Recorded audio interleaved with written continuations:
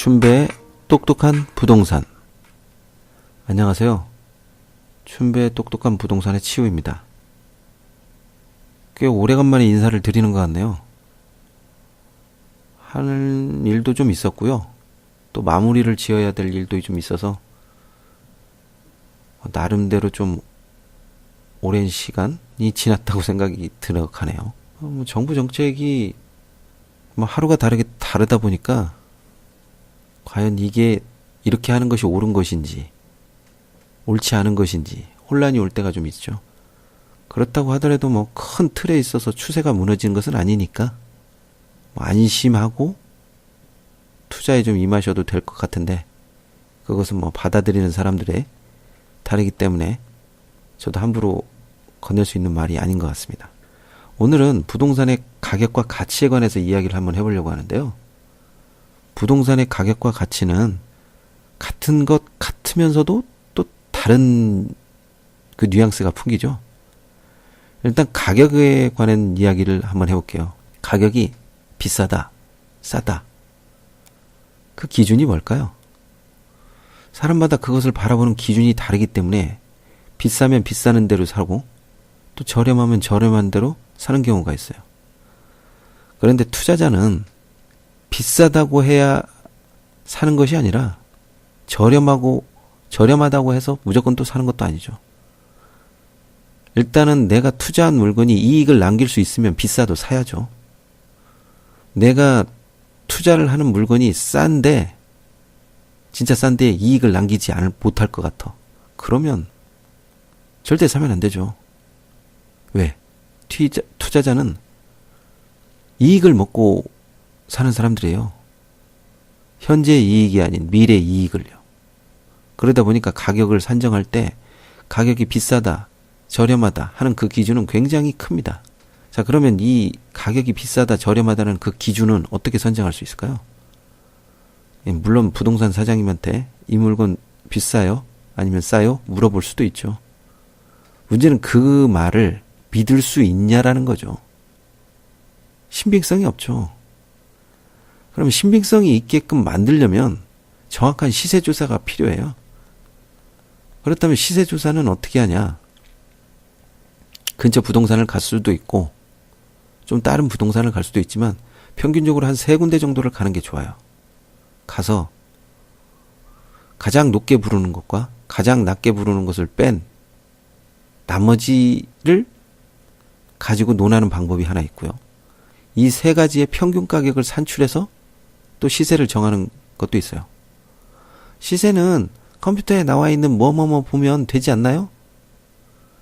제가 그런 분들을 드리면 부동산은 항상 발품을 팔아야 한다는 기본적인 원칙을 무시하면 안 된다라고 다시 한번 말씀드립니다. 발품을 팔아야 할 때는 분명히 발품을 팔아야지, 발품을 팔지 않으려고 꼼수를 부렸다가는 그 꼼수만큼 당합니다. 특히 초보자는 컴퓨터를 맹신하지 마시고 직접 발품 파시기 바랍니다. 실거래가 기준을 보면 되지 않나요? 그런데 그 실거래가를 눈탱이 치는 방법은 수도 없이 많아요. 저는 그 실거래가를 잘 믿지 않아요. 왜냐?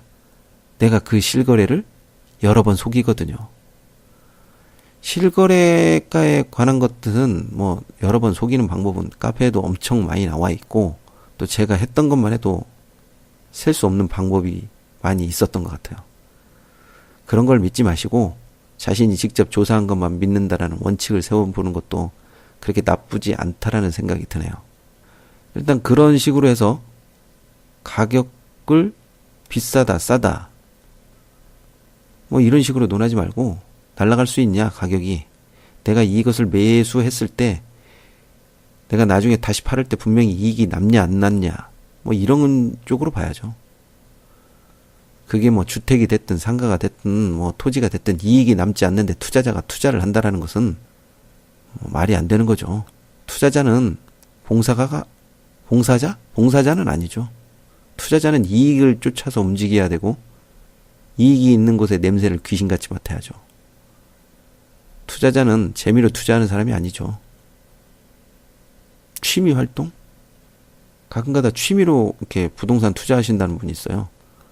한번 돈 꼬라박아야 정신을 바짝 차리죠. 아, 취미란 없구나. 내가 돈을 잃어버리니까 속이 쓰리구나. 남들한테 말도 못하지만 창피함이 그냥 머리부터 발끝까지 그냥 그런 경우가 몇 번 당하면 취미란 얘기는 입에 쏙 들어가죠. 자, 일단은 가격을 저렴했든 비쌌던 내가 이 가격보다 이익을 남긴다고 해서 샀어요. 샀는데 시간이 지나면 가격이 오르겠죠? 물론 오릅니다. 물가라는 것이 있기 때문에. 근데 그 물가를 이기고 더 많이 오르는 물건이 생겨요. 부동산은 속도, 시간, 뭐 이런 거에 대해서 뭐 비례하네, 반비례하네, 모든 법칙이 무시되는 종목 중에 하나예요. 예를 들어서 정부에서 어떤 정책이 발표됐다. 발표됐는데 가격이 오히려 떨어져. 발표됐는데 물가 상승률에 기인해서 오른다고 했는데 물가 상승률의 수십 배가 뛰어오르게 올라. 그걸 무엇으로 설명할 수가 있어요? 운이 좋아서? 운은 없죠. 다시 한번 말씀드리지만 부동산 투자자에게 운은 없어요.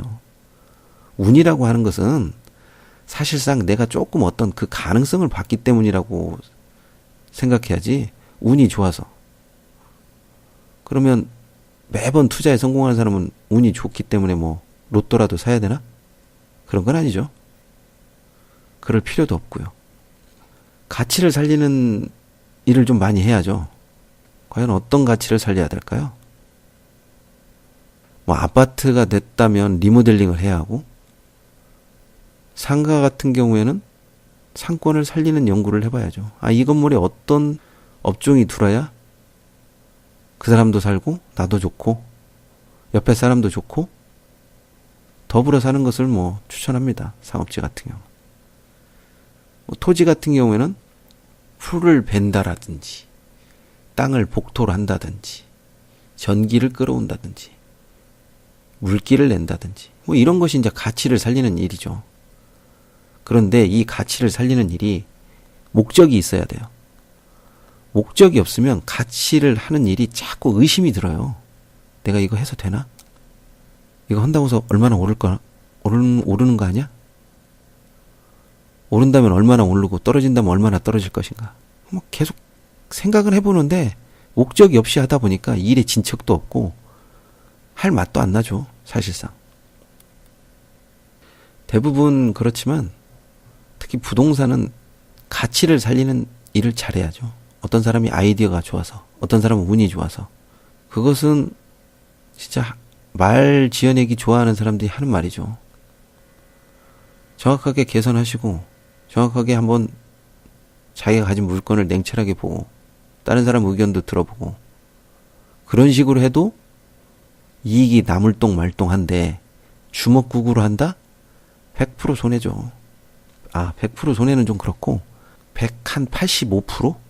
그쯤 손해죠. 부동산은 일단 주식처럼 황금성이 뛰어난 종목이 아니다 보니까 잘못 살 경우에는 뭐 웃으면서 평생 내 거라고 하는데 뒤쪽으로는 진짜 속이 쓰리죠.